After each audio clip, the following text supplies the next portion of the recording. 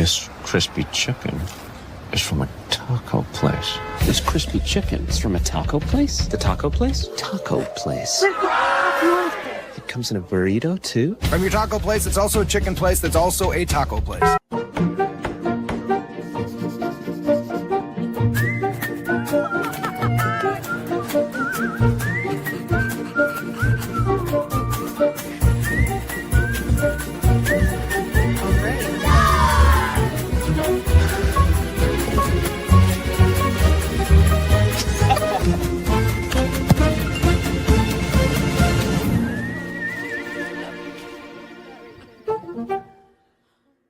Check out the all-new Blue and Orange store at the Boise State Hall of Fame. The Blue and Orange store has your best game day gear. We're talking jerseys, hats, bumper stickers, car flags, more than 4,000 hats on the hat wall. If you want the best Boise State gear, make sure you check out the Blue and Orange store online at theblueandorangestore.com or the all-new Blue and Orange store down at the Boise State Allen Noble Hall of Fame. It's the fall kickoff sale at Lithia Ford of Boise. It's the best time to trade in and trade up to a new Ford truck or SUV with the room to haul your payload or playload. Visit Lithia Ford of Boise, where Ford begins in Idaho. Bronco fans, the new Boise State trading cards are here, and you can only get them at Jackson's. Start collecting them today. Jackson's, let's go!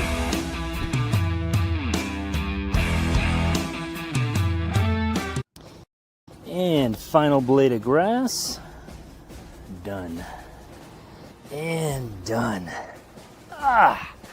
Who knew it'd take 2,007 man-hours to paint 47,962,053 blades of grass? Smells like game day. Whoa, it's not dry yet.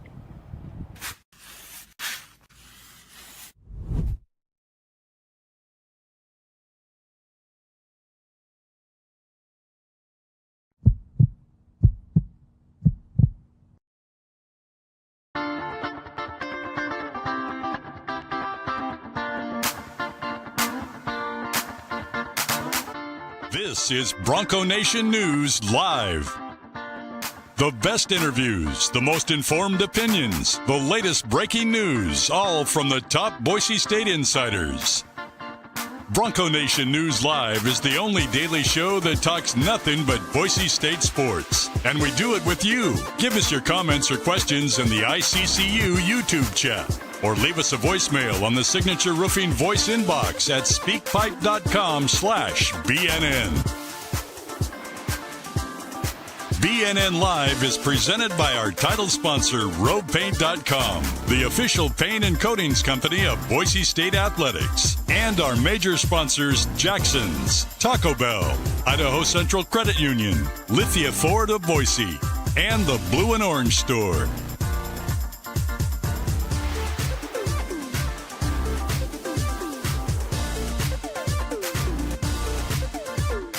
For more coverage of Boise State athletics, check out the all-new BroncoNationNews.com, now part of the 247 Sports family.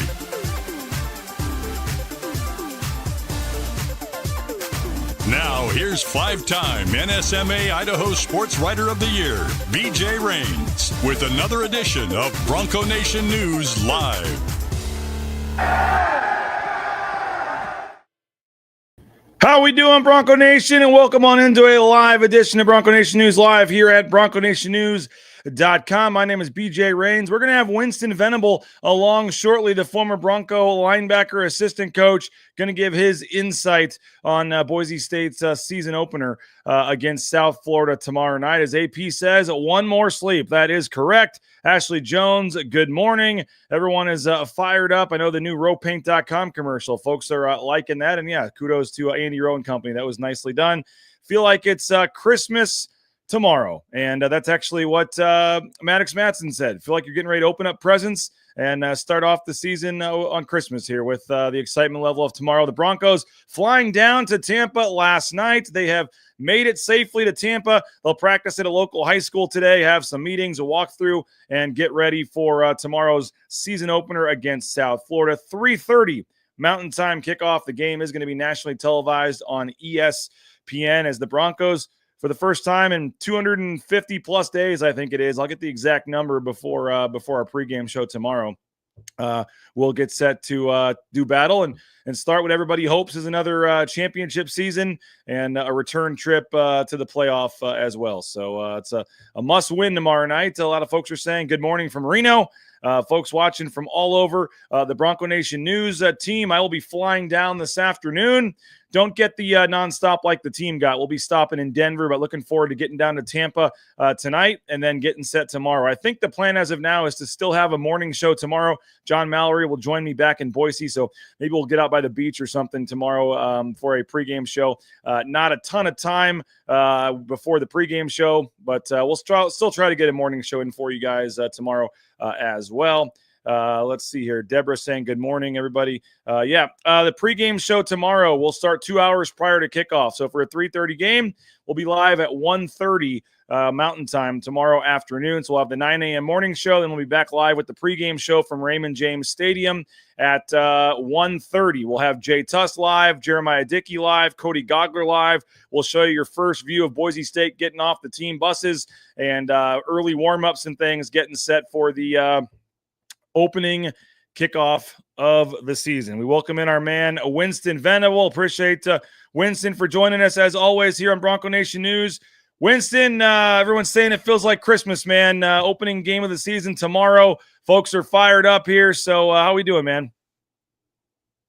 Uh-oh, Winston, we don't hear you, man. I'm not sure if that's me or you, but uh-oh. Nope, not hearing you, Winston. You got something muted on your computer, maybe your computer mic is turned off. I believe that was just me, but if somebody else had a problem hearing them too, let me know. I don't think it's your StreamYard mic that it's the problem. See if all right, we'll try to get Winston back shortly.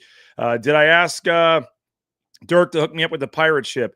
Pirate ship is closed for college games, and both my kids are actually on the Tampa Bay Buccaneers for flag football, so would love to try to sneak in there and get a photo or something, but I don't believe that the pirate ship is open, but I'll see what we can do. That's a good idea. Austin Linda's asking about Starlink. Yes, we have rented a Starlink, and we are taking it as our carry-on all the way down to Tampa, Florida. So a Starlink from a rental company in Meridian, Idaho, will be on the field in Tampa at Raymond James Stadium tomorrow. And yes, we should have, hopefully, fingers crossed, solid internet tomorrow using Starlink. So I am excited about that. We'll see. Let's try again. Winston, are you there, man? You got me? I'm just yeah. Oh, you messing with me, man. I was like, man, the green light is showing, so I was gonna blame it on you, BJ. Winston, feels like Christmas Eve, man. First game of the season tomorrow. Man, I'm a Bronco fan to the core, as you guys know, but the football season is here. It was here last week, with a little week 0 action. So I was on the couch watching some ball, I had a little UC Davis action going on, a little Idaho State action going on, and I know it's Bronco Nation, but football season is here. Can't be more fired up to watch these guys tomorrow. It's going to be awesome. By the way, if you were a gambling man and had money on that UC Davis game, I don't know if you heard about that, but there was a lot of that was the game, correct? They called with about 7 minutes to go due to weather, and UC Davis basically got gypped out of a win there. And then if you had gambling implications on the over, under, the spread, all that implicated, because the games are only official if there's less than 5 minutes left in the game. And since there was 7 or 8 minutes left, that game pretty much got wiped. And then Mercer just said, no stats, no count, no, it didn't count. It's as if we didn't play it. And they got kind of lucked out on that one. Yeah. Some of that stuff, there's not many football games, I think, in the history of football that are getting canceled due to weather and things like that. Obviously, I was a part of one back in 2018. I think it was for the bowl game, but just an interesting deal, right, for the players. Obviously, things aren't all about stats, but you just wipe that game clean and like it never happened. And I know that was a big matchup. A couple ranked opponents at the FCS level. So I don't know what the long-term implications of that are, but just tough to not be able to finish a game. I know those guys put in a lot of work, and just kind of a sour, bitter feeling, to not have that thing be finished. And yes, that bowl game sucked, Linda. That's for sure. Yeah, no, everyone's remembering that bad memories, unfortunately. Good thing though, Winston, it does look, fingers crossed, like tomorrow's weather. There is a chance for a stray thunderstorm, but overall not expected, at least on the latest forecast I've seen, to be just widespread raining, storming all day. So fingers crossed, maybe a typical Florida pop-up storm, but this is expected to be decent enough weather, I guess you could say, all things considered, tomorrow night. But they'll deal with the elements as it is. They had the 3-hour delay there at UCF. Obviously, had the move to Tallahassee for that game against Florida State. But you'll see what happens with the weather. They've done the 4 Inferno practices. I think they're ready for all that. But I don't think the weather is going to be a huge issue tomorrow night. At least, fingers crossed. As of now, that seems like it's going to hopefully be okay. I'm just hoping from 3:30 to 5:30 during my pregame show out on the field that there's no rain. Other than that, once I get back to the press box, it can rain as much as they want. I don't care. But looking forward to the game. And by the way, Winston, you have agreed to come back on Friday and help us recap the game. So you'll get the first word on Friday morning after this game. Hopefully a happy Friday morning talking about game 1. Yeah, a little Wednesday action, a little Friday action. Can't get enough of Bronco Nation. Let's do it, BJ. It'll be exciting to recap the game. Obviously, got to get through it first, but yeah, man, I'm all for it. And hopefully it's a happy Friday morning for Bronco Nation and the boys. So it'll be cool to get through this game, analyze it a little bit, and have a conversation with you. So, Winston, take us into kind of the inside the room here. I mean, they fly down 2 days early, have their Thursday, quote unquote, Thursday practice yesterday on Tuesday. They take the 4-hour flight down to Tampa, get in about 8:30 p.m. last night. The extra day early to kind of situate themselves. I know you guys typically do this on the trips over to the East Coast. So I think they're going to a local high school today for kind of a Friday walkthrough. What's it typically like on these road trips, going down that extra day, and what are they doing here the next 36 hours getting ready for kickoff?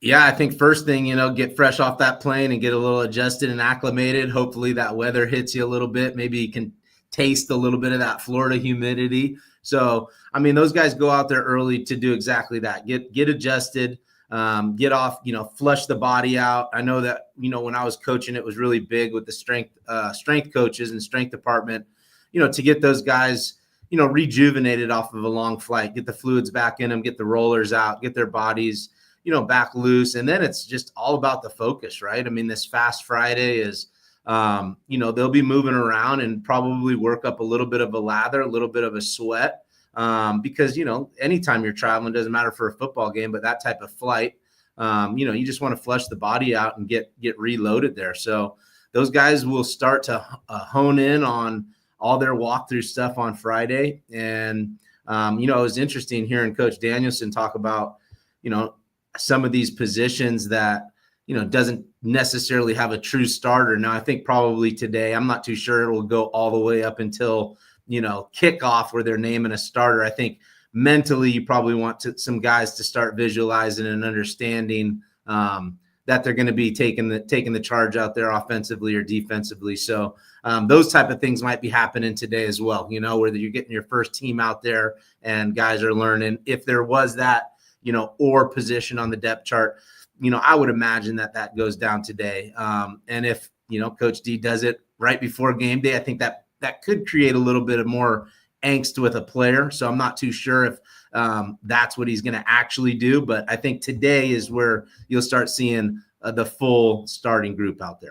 And what do you make of that with the running back group? We heard Spencer say that Malik Sherrod, Sire Gaines are going into this game likely to get a similar amount of carries. You'll see how the game goes. May not be exactly 50-50, but he's planning for Gaines and Sherrod to both get about similar carries. They're both listed as or on the depth chart. Our man Mike Prater asked Spencer Danielson yesterday who's getting that first carry and or that first play, and he said, I haven't figured that out yet, or at least didn't want to tell us. But what do you make of that? I mean, Sherrod comes in as the transfer, obviously was really impressive all spring, all summer, all fall, where Gaines was out a lot of the time, and Sherrod kind of really established himself. But Gaines is the returner here that everyone expects to be the next Ashton Genty, so to speak, in terms of putting up big numbers and hopefully getting to the next level. And obviously with what he did last year. So how do you keep your young guy happy, keep your transfer happy? What do you make of the battle there and them splitting carries? And does it matter for either of them, you think, who gets that first carry? No, not necessarily. I mean, I think there's probably a whole lot of truth to it. They're not BSing those guys as far as splitting reps and, whether it's 50-50 or not. I think both of them are probably anticipating, a good workload in the game. But I would go back to more about what Coach Nate Potter said, where, there may be certain packages, there may be certain plays that are designed for a certain back that they want in there, right? So depending on what they have with the openers, a lot of teams will have an opening script. So say, we're going to start the game off on offense and things go our way. It's something that guys practice, and that's what they're going over right now. They're going over their openers, right? And those things they're generally dialed in, up into this point. There's not a whole lot of changes to the openers. So, you'll have 12, 15 plays on an opening script, and those are some of your bread and butter plays. So, depending on what they're trying to do on a script, from the script perspective, we may see Malik in there first. We may see Gaines in there first. I'm not too sure, but I would expect both those guys to have a significant role. And then, as we've all said, as the game goes, right, who's got the hot hand, who's running the ball really well, and those kind of things can also, determine who's going to be continuing to play out there. And I think either way, we'll see a lot of both those guys. But if, Malik's in there first and he's got a hot hand and the offense is rolling, not necessarily wanting to cool that down, right? So it'll be interesting to see how that all plays out. BSU Bill, carries will be close. Like you said, if a guy has a hot hand, they'll ride him. All about feel. Linda's feeling the Sherrod special teams touchdown. He's going to be, and how does that play into this too, Winston? He's likely going to be their main kick returner, punt returner. So he'll get some extra situations there where maybe he has the kick return or punt return, and then they let maybe Gaines start the next drive or something. Or yeah, absolutely. I mean, and that's the thing.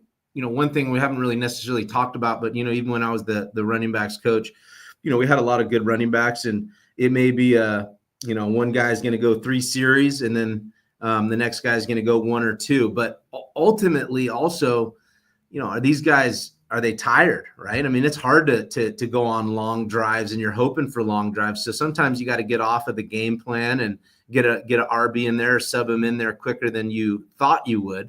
But I think that's one thing to be, cognizant of too, is just the flow of the game and how long are the drives and how many carries is a guy getting, and all those things can be determining factors. So it's not easy to go out there at the running back position and carry a workload like we've seen. I mean, obviously these guys are well conditioned and things like that, but it could be one long drive and a guy's, a quick turnaround, 3 and out on defense, and it's like, hey, I need a little breather here, so let's go. But energy's going to be high. Those guys will all be geeked up and have a lot of fuel in the tank.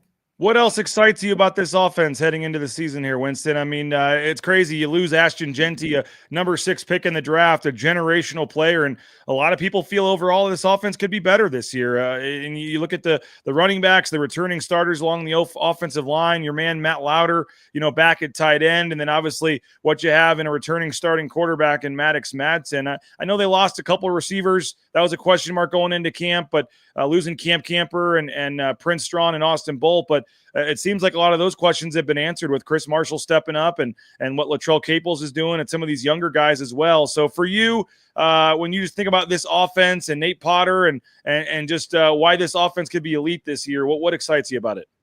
Yeah, obviously Mad Dog. Mad Dog is he's a general out there. He's going to control the game. I think we've seen him control the game out there consistently, and he's going into this next year where he's really running the show, and he's got some weapons around him. So I'm just really excited to see how well of a balanced offense Boise State can put together. I think Mad Dog does a great job controlling the game. He can throw the long ball, but he's really good at those intermediate routes and getting the ball out of his hands, and obviously heck of an athlete that can take off running. So we don't want to see him running too much and getting hit, obviously. But I'm excited to see some of those young guys and new guys that we haven't seen much. The Chris Marshalls, guys like Ben Ford. Obviously, there's Latrell Caples, who I know is going to have a big year this year. And at the same side, really eager to see, defensively, some of these young guys stepping up. There's some vets in the group, but we've talked about the defensive line a lot this year and who's going to step up. What guys are going to emerge to be some new faces of Bronco football. BSU Bill saying South Florida gave up nearly 300 passing yards per game last year. We know we'll be able to establish the run, but have to take advantage of their defense in the passing game to win.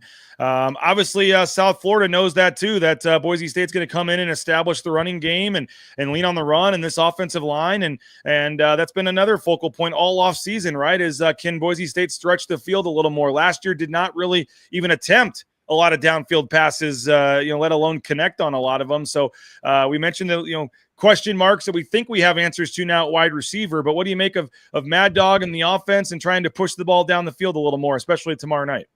Yeah, it was interesting. I read an article a couple days ago out of USF, and they're feeling really confident about their secondary group. There was the head coach talking about how they're really I don't want to say enjoying, but they're putting a lot of emphasis of keeping Florida guys in Florida, and their whole secondary is Florida natives. And there's a couple articles talking, some quotes from the guys.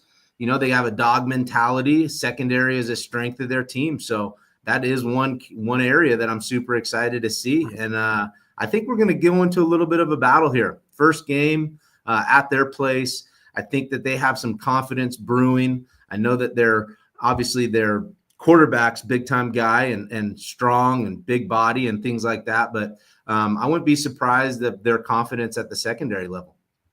What's your, I'm trying to think here, and I should know this is bad show hosting, but what is your overlap with Nate Potter? Is there any? I'm a little older than Nate. I think just a year or two. So we played 2 years together with Nate. Okay. So you did play with Nate, and then were you on the coaching staff at all with him? No, Nate came in the year I left. So I was not a part of Nate's transfer over to Boise, but so Nate, he played 08 to 11. 08 to 11. So yep, we had the 9 and 10 season together. So he came in, and I was a junior, obviously a junior college transfer, but Nate was always one of those guys, very dominant player on the O-line, not necessarily big time vocal leader. At least the time that I was there, right? But I know he emerged into that, but he was always just a solid teammate, great person, and super smart. He's been developing as a coach, had some time with Coach Choate, Montana State, things like that with that whole crew and Coach Miller. So he's had a lot of great mentors. And obviously last year, with Dirk Cutter, he got to, stand side by side, learn a lot, is still learning a lot. And he's got some great resources around him as his other coaching staff. So I know that those guys are going to be collaborative the whole year. And I'm happy for that dude, man, and really eager to see his game plan and how he manages a game. I have this gut feeling Potter's going to be awesome at play calling. Another folks liking Nate Potter as well. And yeah, when he first got hired, I thought, oh man, my first thought was, okay, he's a former offensive lineman that's coaching tight ends and sat next to Dirk Cutter, who ran the ball every play last year. I was just thinking, okay, it's just going to be run. And then first drive of spring ball, they run a double reverse pass. And it's like, okay, in the first spring practice, you're like, okay, maybe it's going to be a little bit different. But it does sound like they want to be a little more balanced this year. And based on what we've seen in practice, I mean, it does seem like this is what AP says. He learned from Dirk. Hopefully he isn't as vanilla with the play calling. That's his only worry about Potter. That is a concern some people have. He learned from Dirk last year, and that's all Dirk did. But, Nate's been a part of the previous Boise State era where they ran the trick plays and all that. And I don't even necessarily want to see trick plays. I just want to see a little more creativity, a little more downfield passing, a little more, maybe some fly sweeps here and there out of the backfield, or just some different type stuff and just the inside zone every other play. Yeah, I think that, that keeps us excited, right? I mean, the game is fun when there's a dynamic offense out there, but I'll keep on going back to a lot of what, Dirk would say in post-game, conferences and press conferences is, the job is to win. And if you can be vanilla and if you can hand the ball off, to one guy even 30 plus times and no one can stop it, that's what you're going to do, right? I mean, the goal is to win the game. And when the ball is in the air, obviously some quick throws, get the ball into some of your playmakers' hands early and let them go and make moves on defenders. But it's protected when you can take it from a quarterback and hand it off to a running back. So it's all about ball security, keeping that ball protected. And a lot of times also, these guys will have plays that if you don't have to pull them out, if you don't have to pull out not necessarily the tricks, but some of your more dynamic pass plays, you get to use them for the next week if it matches up against the defense. So you're not always wanting to expose your playbook and get too elaborate out there, and sometimes keeping it simple is the best. We're taking questions. We're taking comments for Winston Venable. He's done this as a player, done this as a coach, getting ready for a season opener on Thursday. So if you have a question or a comment for Winston, I mean, I'll take one as well, but I'm sure you'd rather hear from Winston than me here on a Wednesday edition of Bronco Nation News Live. We got a couple good ones coming in, Winston, so they'll keep them coming here. But I do want to thank a couple of our sponsors for making this show possible. And that includes our title sponsor, rowpaint.com, Andy Rowe and Company. All your painting needs, whether it's those concrete coatings, interior, exterior painting, hit up our title sponsor, Andy Rowe and rowpaint.com. Hey, Idaho Central Credit Union, they've got NIL deals with 7 student athletes now. Shout out ICCU. I've seen their logo now inside, outside in the stadium again. They're back as a sponsor with Boise State and Learfield. So ICCU, make the switch today. Idaho Central Credit Union. Hey, Taco Bell, TacoBellWorks.com is their website, and they're doing a tremendous job donating money to student athletes at Boise State through their endowed scholarship funds. And we appreciate Taco Bell for their support of Bronco Nation News. Get out to a Treasure Valley Taco Bell location today. You can try the all-new chicken and steak street chalupas, the $3 Chipotle Ranch grilled steak burrito, the new crispy chicken strips, or the Mountain Dew Baja Midnight Freeze. That's Taco Bell, the future of fast food. Hey, Jackson's as well has those trading cards. Winston, I wish they would have had the I know you had the bobbleheads, but I wish you had to have the trading cards. You didn't have the trading cards back in your day, right? You had the bobblehead? Oh, we had some cards. I still have a few cards. That's right. That's what I thought. I started to say that, and then I remember there may have been something back in the day. But I think there's a bobblehead of you out there somewhere too, right? No, I don't think I ever got blessed with a bobblehead, but there's a couple guys, a couple good friends of mine. Ryan Winterswike has a bobblehead. Tyler Shoemaker. That seems like a big miss there. We got to bring back the retro line or something and get Winston out there with a bobblehead or something. But Jackson's has the trading cards. Head on out. You can get a couple. $12.99, and you can get a couple packs there and try to pull some of the elite cards. And we'll see tomorrow, Winston, if we get the Latrell Caples deal, 49-cent large fountain drink, any size fountain drink, 49 cents at Jackson's. When Latrell scores, Jackson's pours. We'll see if we get the Latrell Caples touchdown or the Breezy Dubar.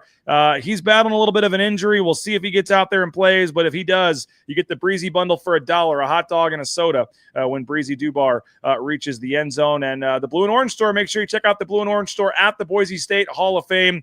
Tremendous location there. Great use of that space. We did our show there last week. The Boise State Hall of Fame, the Allen Noble Hall of Fame during normal business hours. When you check out the Blue, you can come in, visit their new location, and they've got the new merchandise. I visited the Blue, and a great spot for tourists or anybody alike. And don't forget, you can order online anywhere in the world at the Blue and Orange store.com. And I mentioned Lithia Ford of Boise. They've got tremendous deals going on right now for their fall kickoff sale. Never a better time to get a newer pre-owned vehicle from Lithia Ford of Boise, and they're supporting Cage Casey and your man Matt Lauder and Latrell and a lot of these guys, Roger Carrion. So when you're talking NIL and you're talking supporting Boise State, I mean, they've got Spencer Danielson in one of their trucks, Jeremiah Dickey, like they're taking care of the biggest and baddest folks at Boise State. So return the favor, make your next car or truck purchase at Lithia Ford of Boise. All right, some great questions coming in here, Winston. Let's get back to them here. All right, so USF has had a lot of transfers come in this year. We saw UNLV. They remade their whole team with transfers. He says he showed when you bring in guys, it takes time to gel. He said hopefully USF has similar issues since their guys haven't played together before. And he says, can Winston speak to that? If you have a ton of new guys who haven't played in a live game together, how tricky can that be in game one? And I know back in the day for you, Winston, it was, the transfer portal wasn't nearly as rampant, but you're getting, teams remaking with 30, 40, 50 new guys every year now. You may have a lot of talent, but that doesn't necessarily mean week one it's all going to fit together, right?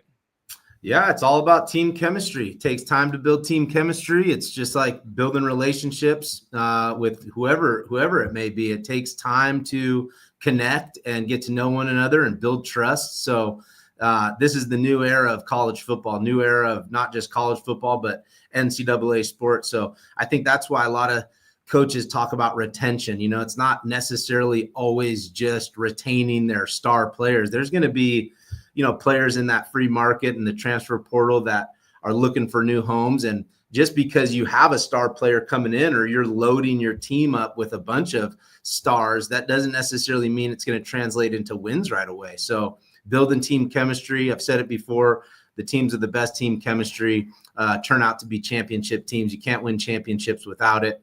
And that's one thing that Boise's always had pre-transfer portal, pre-NIL is just a great culture. You always hear about Boise State's culture. Culture is contagious. That's something that we've been saying here a long time, and you lose a little bit of that in this era. Guys are fluctuating and moving on and coming in. So, the teams that can build that the best are giving themselves the best chance. Absolutely. It takes time to gel. Think about timing and even communication. But if you just go from an offensive perspective, if Mad Dog's got 3 new receivers that he has to throw to, how do they get in and out of their breaks? What kind of speed do they have? All those things matter. You got to get reps and reps and reps and reps. So first game, no matter what the situation is, what your roster looks like, you're always going to come out a little bit, not as fine-tuned as you will game 5, 6, 7 like that. But now in this new era with guys transferring and having new teams, it's similar to the NFL. And NFL is, your roster's changing week to week. So those guys are at another level of professionalism, and they get to, take their talents and skill sets and try to, implement them quicker. But absolutely, it's a tough challenge. You saw that with UNLV, and it takes time. Before we get out of here, remind me, I do want to touch on the NFL cut day yesterday and some of the good and the bad there and kind of what's next for some of those guys. But BSU Bill saying, will Dirk be with the team or in the box? I don't even know if Dirk's going. Typically, he has not traveled to the road games as an analyst. He is at practice. He is on the sidelines and things, but typically the analysts don't travel, maybe because he has a history down there in Tampa.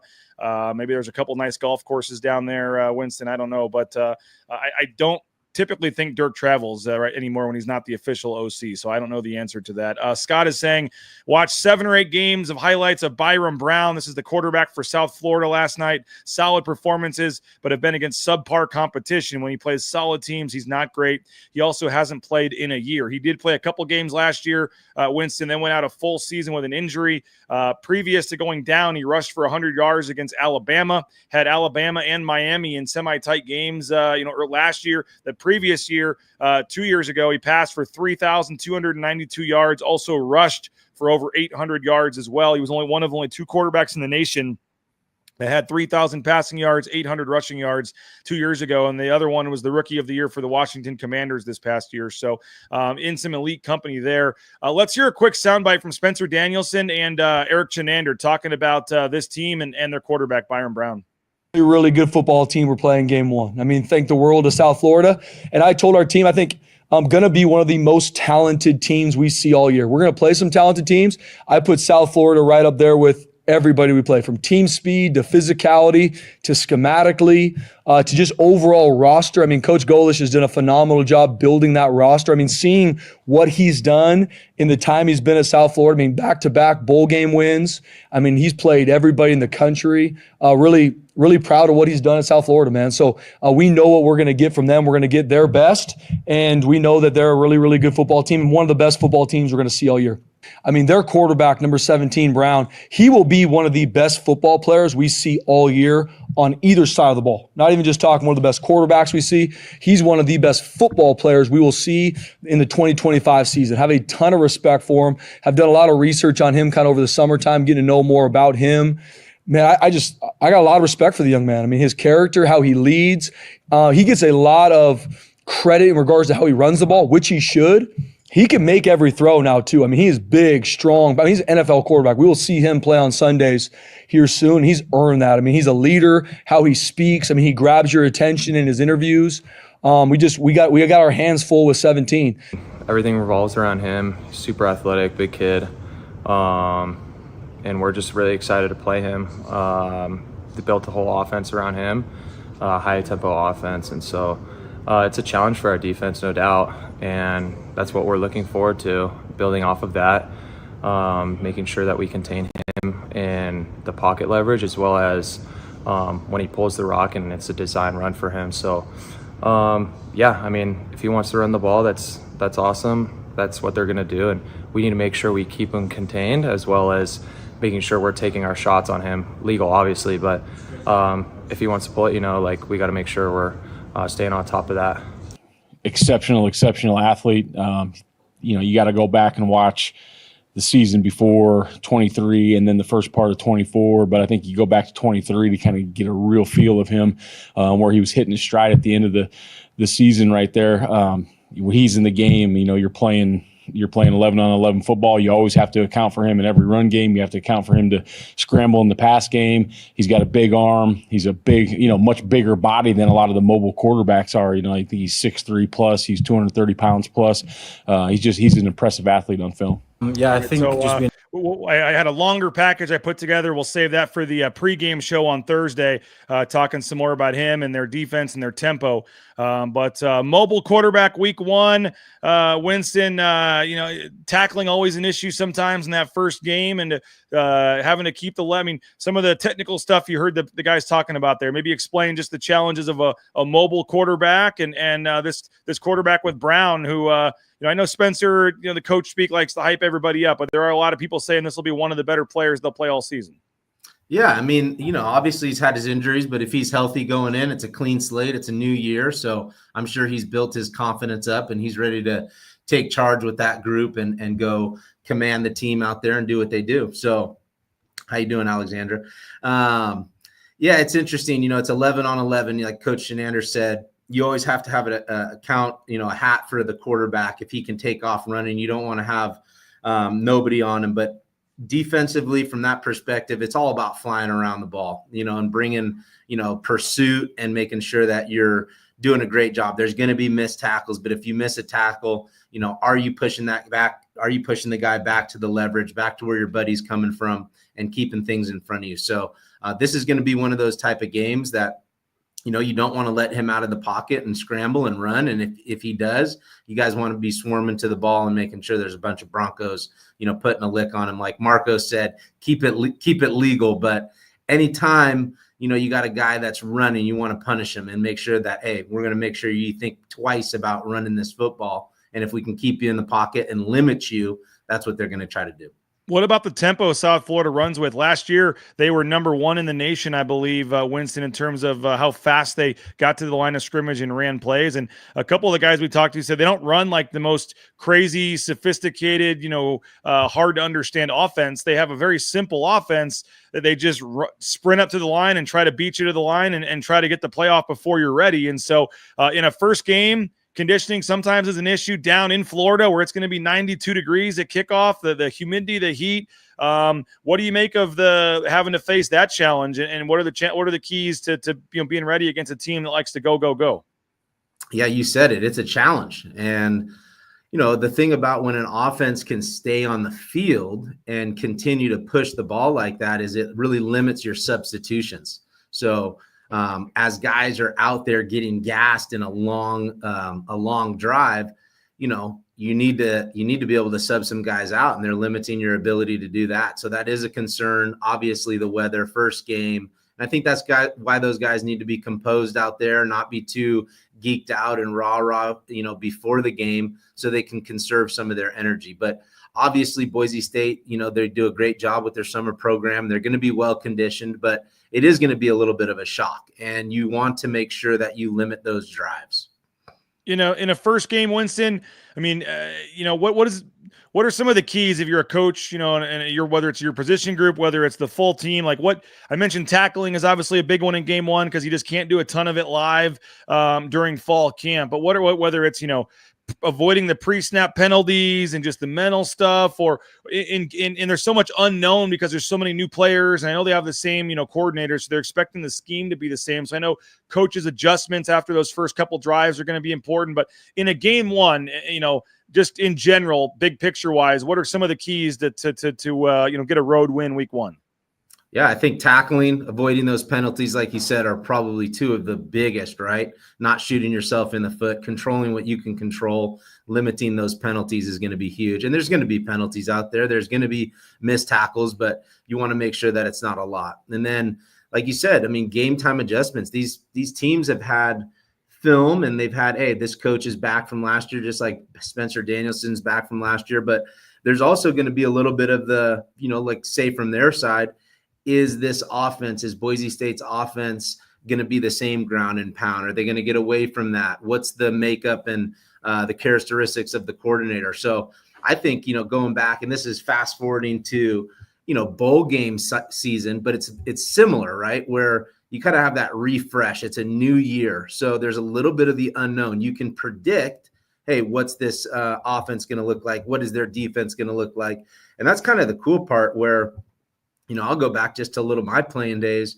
We completely changed our defense going into the Fiesta Bowl in 2010. And you can tell, Andy Dalton was super frustrated out there, but we changed our personnel. We changed our scheme because you had a whole month to prepare to make those changes. So I would expect, and coaches will obviously expect, to have some changes, to see some things that they weren't anticipating. So go back to your comment about making those adjustments. That's what coaches get paid for, right? And they get to go in there on the sideline, make adjustments. They get to collaborate at halftime and make adjustments. And that's one of the biggest things in college football. When you have a coaching staff that has the ability to make adjustments, it really gives you a leg up. Some guys are, back to saying vanilla or whatnot, but they stick to their script, they stick to their plays. But if you can have some coaching staff that makes those small tweaks defensively, small tweaks offensively, that really is a big advantage. Hey, I do want to touch on the NFL cut day yesterday. I know you have a close relationship with some of the guys on this list, and we'll do that here in just a second. But Snake River Pool and Spa Patio and Game, thespateam.com, locations in Twin Falls, Boise, Meridian, Tampa. They've been around since 1978. They're part of the Boise State home team. If you're looking for a sauna, a spa, pool table, dartboard, they got you covered. Online, thespateam.com, or one of their 4 locations. Snake River Pool and Spa Patio and Game. Hey, Matt Bauscher, Bauscher Real Estate, #1 ranked realtor in the Treasure Valley is Matt Bauscher and Bauscher Real Estate yet again. We bought and sold our home using Matt and his team. Tremendous customer service. He can help any size home, big, small, doesn't matter. He's ready to help you out. Give him a call. Check him out online, BauscherRealEstate.com. He's the best in the business. And go support a big sponsor of BNN and a big supporter of Boise State. That's Matt Bauscher and Bauscher Real Estate. Ridley's Family Markets, shopridleys.com. Locations across the Treasure Valley, Magic Valley, surrounding states. 13 locations in Idaho and all. Shopridleys.com is their website. Just get that friendly family atmosphere when you walk into a Ridley's and just that hometown grocery store feel. So download their Skip app, get savings up to 40% off at the checkout line. Ridley's Family Markets, shopridleys.com. Hey, transportation compliance service. If you're looking to get into the trucking industry, now's the perfect time. They can help you out every step of the way. Transcomservice.com, whether it's DOT, overweight, you name it, they can help you out. Transportation compliance service, local company helping out folks all over the world at transcomservice.com. We want to hear from you tomorrow night on the postgame show, speakpipe.com/BNN. Be ready. That game ends. Fire up your voicemails, speakpipe.com/BNN, and it could be played on the postgame show. Signature Roofing is the sponsor of our voice inbox. They're covering our community for more than 2 decades, whether it's a re-roof, a repair, an estimate, an inspection. You can get them online at mysignatureroofing.com. And again, speakpipe.com/BNN. Leave us a voicemail or come hang out in person. Uncle Bob's Pizza in Meridian. Tremendous spot for the postgame show tomorrow. I'll be in Tampa, so the first hour of the postgame show will be live from Uncle Bob's. Michael Callahan will be there. We'll have Chris Van Sickle, Nathan Carroll from the BNN staff. They'll be going live actually at halftime, so check onto the YouTube channel, all of our social media channels at halftime. We're going to test the equipment with a little short halftime show and get our halftime thoughts on this one, so be ready for that. And then post-game, about 5 minutes after the game ends, they're going to fire it up right away there from Uncle Bob's Pizza in Meridian. But half-price drinks tomorrow, deals on all kinds of stuff. Going to be a lot of fun. They'll be pumping the BNN pregame show on the TVs there at Uncle Bob's starting at 1:30, so you can get there early, get your spot saved, and then watch us on the big screens there at Uncle Bob's. We'll be showing you the warm-ups and things. Jeremiah Dickey will be on live with us, Cody Gogler, Jay Tust, and we'll show you the players coming off the bus, coming out of the tunnel, warming up. You want to feel like you're in South Florida tomorrow night, you can do it with us on the BNN pregame show starting at 1:30 Mountain Time, and they'll be showing that at Uncle Bob's. So come hang out. They're going to raffle off some gift cards and things tomorrow as well for to help with your tab. And as I said, half off all your alcohol. And if you are a paid subscriber of BNN, come show us that on your phone, and the first beverage is on BNN tomorrow as well. So going to be a lot of fun at Uncle Bob's Pizza. And if you want to hang out, you can get in the background on the halftime show, maybe have have a post-game comment for the post-game show. They'll throw you on there as well. So I'm excited for tomorrow at Uncle Bob's Pizza in Meridian. If you've never been there, it's a tremendous spot. Really looking forward to that. And I should throw in a plug for tonight as well. Winston, your buddy Mike Sanford, he'll be live tonight with Johnny Mallory, getting you set for the season, a season preview edition of Ball Talk. And we've decided to make this one free for everybody. So if you're not a paid subscriber, we want you to kind of see what you're going to be missing here if you're not subscribed. So go ahead and watch tonight's episode, 8 o'clock on YouTube, 8 o'clock tonight, Ball Talk, Sanford and Johnny. And that is going to be free for everyone to watch. We're opening up tonight's episode to everybody. So we hope you'll watch it, like what you see, and then want to subscribe. So right now, even if you're not a subscriber, this is open to everybody. Tonight, 8 o'clock, Johnny and Sanford, Ball Talk, getting you set for the season here. Tough day yesterday, Winston, for some Boise State folks. The Ahmed Hassanin one is the toughest. Just the crazy rules in the NFL where they can just, you're doing so great, you're going to make the team, then you get hurt, then they just pay you and say, go away. I mean, it really is unfortunate. We'll see what's next for Ahmed. But he was really, really doing well there with the Lions before that. I think it was a pectoral injury of some sort. And that was a tough one to hear. Ahmed Hassanin getting cut. Yeah, absolutely. Feel super, super bad for Ahmed. I mean, I know he's put in a lot of work, and those guys have dreams and aspirations and goals to accomplish playing in the NFL. And fortunately, some of them are getting a taste and being able to play in the preseason, but this game's tough, and when you have injuries, it makes it even tougher to stick on a roster. So talent-wise, obviously, I think Ahmed can hang in the NFL, and he might have a bright future. But there's the old saying that, you can't make the club in the tub, and it just is true, right? So it's kind of what can you do for me now? What have you done for me lately? And it puts yourself in a really tough position when you're dealing with injury. Alexander Madison also dealing with an injury, doesn't make the 53-man roster. Brett Rippon also is waived. I would assume he'll find a spot somewhere on a practice squad, you would hope. Cam Camper gets waived from the Jacksonville Jaguars. Avery Williams as well. And then Ben Dooley from the Rams. I know you have a relationship with Ben. You hoping he can catch on with the practice squad? Yeah, Ben Dooley, he's a client of mine. He works with our company, VSG Pro, and we represent him and trying to help him accomplish all his goals and aspirations. So he's got his work cut out for him. We got our work cut out for us. And right now there's this period where, 4 p.m. yesterday Eastern is when the 53-man rosters came out. In about 15 minutes, those guys that are cut can get claimed off of waivers. And if you get claimed off of waivers, ultimately you're going straight to a team's 53-man roster. But then after that, shortly here, teams will start to assemble their practice roster spots. So, I think a guy like Brett Rippon, a guy like Ben Dooley, hopefully those guys can land even on a practice roster spot and continue to further their career. You look at a guy like John Ojukwu, right? I mean, there was a lot of talk about John Ojukwu being a draft pick a few years ago. Ends up finding himself on the Tennessee Titans, practice roster player. Anytime you got a jersey on, you have a chance, right? So if you have a jersey on, you have a chance. So practice roster player can get elevated at any time during the season.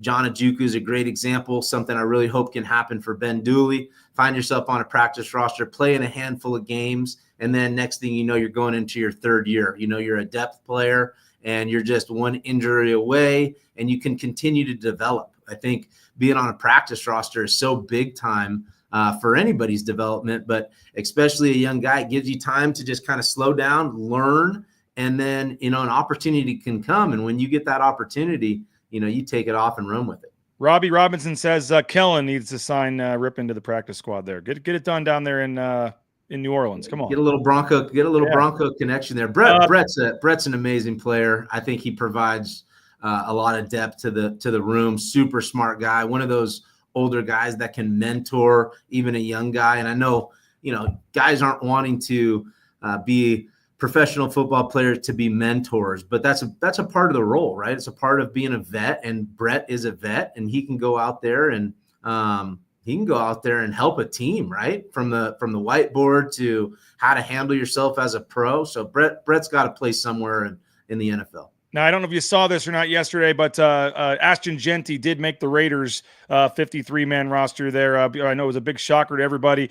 Scott Matlock, Cedric Wilson, John Bates, Jeremy McNichols, Ezra Cleveland, Khalil Shakir, John Ojukwu, DeMarcus Lawrence, J.L. Skinner, all making rosters. And then a guy that I know you're very close with and pulling for, and was awesome to see how he played in the preseason. But shout out George Holani making the 53-man roster with the Seahawks. George Alani came out there and did his thing this preseason. That was awesome.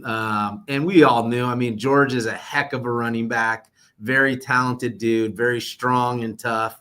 Yeah, super excited. And I think we saw that week 1. It was pretty cool seeing, two Bronco running backs going at it. Obviously, George got a lot of carries and did real well with it. And Ashton was limited a little bit. And the Twitter world went crazy off of that, but Ashton was able to come back and put on a good performance. But no, super proud of George, honored to be able to be a part of his life in the running back room, happy for him.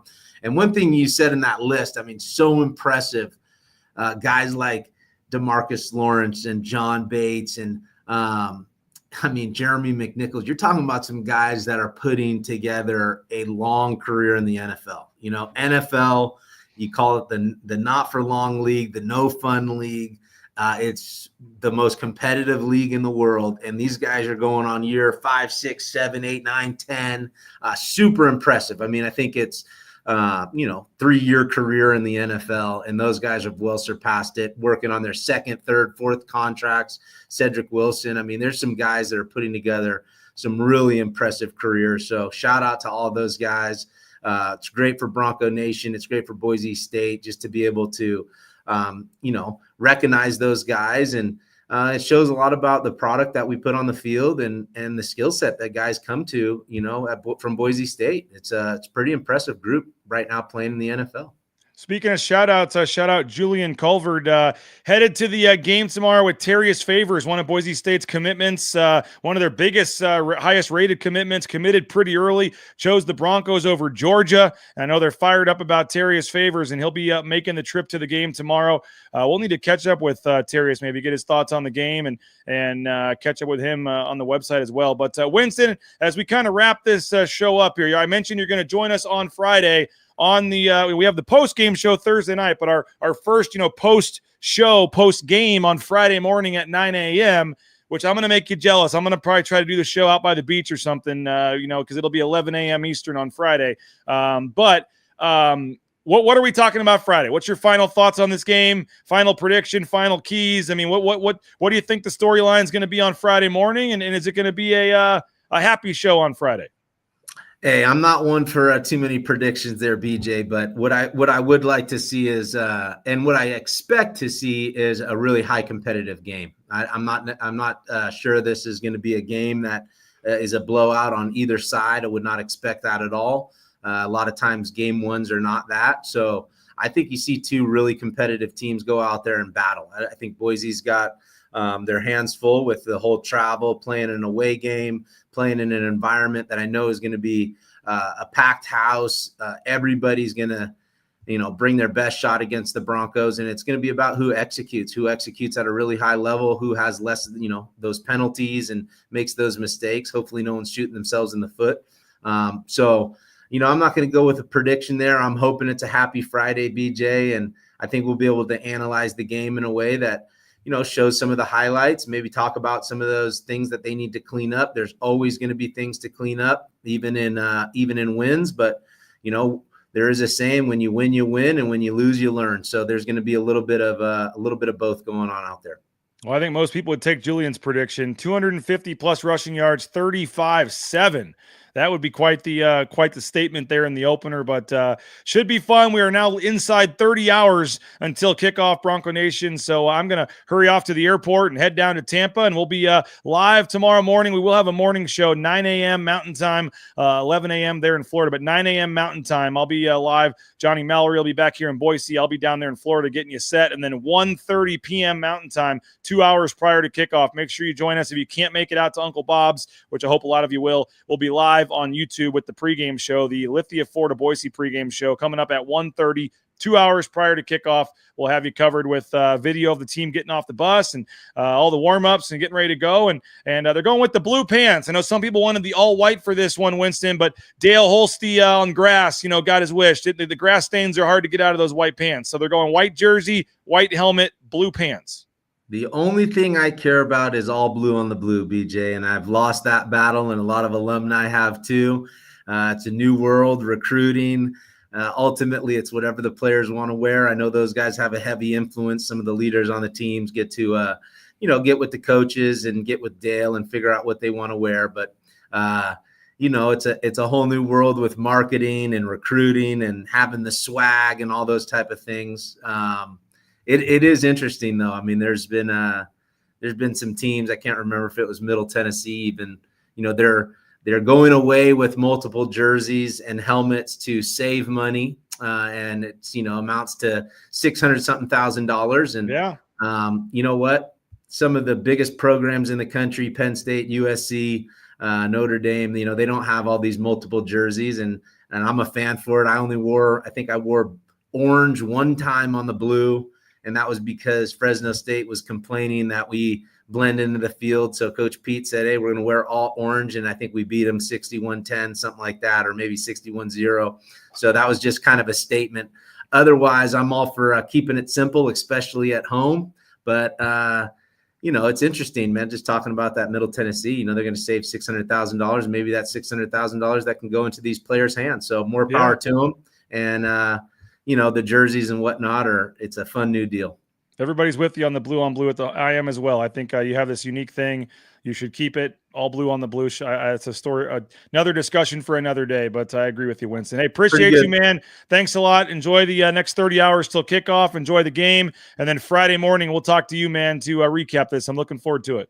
All right, BJ, safe travels, man. Stay cool out there. Appreciate it, Winston. There he is, Winston Venable, best in the business, folks. We'll see you at Uncle Bob's Pizza tomorrow. We'll see you for our multiple live shows throughout the day tomorrow. Go subscribe, BroncoNationNews.com. We got tons of content going up today, preview articles, all kinds of stuff. So you want to get ready for tomorrow's game, take advantage of our fall camp special, $5 a month, 50% off the annual fee right now if you sign up at BroncoNationNews.com. Never a better time to read up on this game and get set for kickoff. You can do that right now at BroncoNationNews.com. He's Winston Venable. My name's BJ Rains. Going to hurry down to Tampa, and we'll talk to you tomorrow morning from the beach, hopefully there in Tampa, Florida. Boise State, South Florida. We're less than 30 hours away from kickoff. Get fired up, folks. We'll talk to you soon. Bronco Nation News, BroncoNationNews.com. And final blade of grass. Done. And done. Who knew it'd take 2,007 man-hours to paint 47,962,053 blades of grass? Smells like game day. Whoa, it's not dry yet.